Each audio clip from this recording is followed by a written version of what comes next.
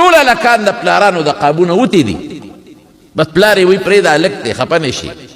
پرېږده هلک ته چې سیل سپاټ وکړي او جینۍ پرېږده خفه نه شي پرې چې خپل سیل سپاټ کوي په خدای مې د قسم هلکان او جینکۍ نن سبا په هوټلو کې او په پارکونو کې یو بل سره شپې کوي او په دې یونیورسټو په دې کالجونو کې د هلکانو د جینکو هغه دوستانې جوړې دي چې دې درته په خولې نشم ویلی مونږ خو خبرېږو مونږ ته خو هر څوک ال وایي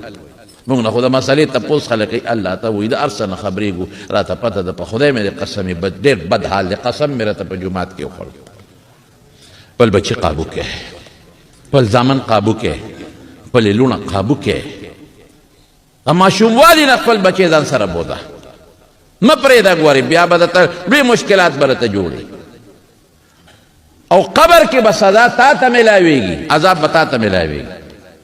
پاتې کېږي خو نه رسول الله مبارک فرمایي حضور پاک دروغ خو نه وایي کلکم راع و کلکم مسئول عن رعیته څنګه چې شپونکي له دې ګډه چیلی ورکړي چې دا سروه او د هغه نه یو ګډه چې تروکه شوه نو دې ته تپوس کوي تا ولې زما د ګډې خیال نه دی ساتلی دا ولې روکه شو دا شرمه خولې وخوړه دقه رنګې به د قیامت پر ورځ خدای تا نه تپوس کوي چې دا بچی خو د لسو دولسو پنځلسو پورې ستا په لاس کې و که نه تا ولې دې مانځله نه بوته دین دې ورته ولې نه ښو د مولا نه دې ولې لر کړی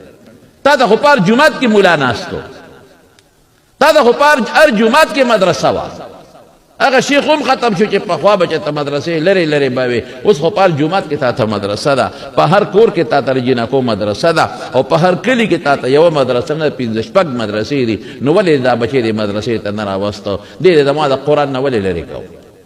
دې خو ستا قابو که ته ډېر هم ووایې چې الله ما وس پې نه کېده الله به دروغ مه وایه چې د څلورو پنځو کالو ستا ښه په وس کې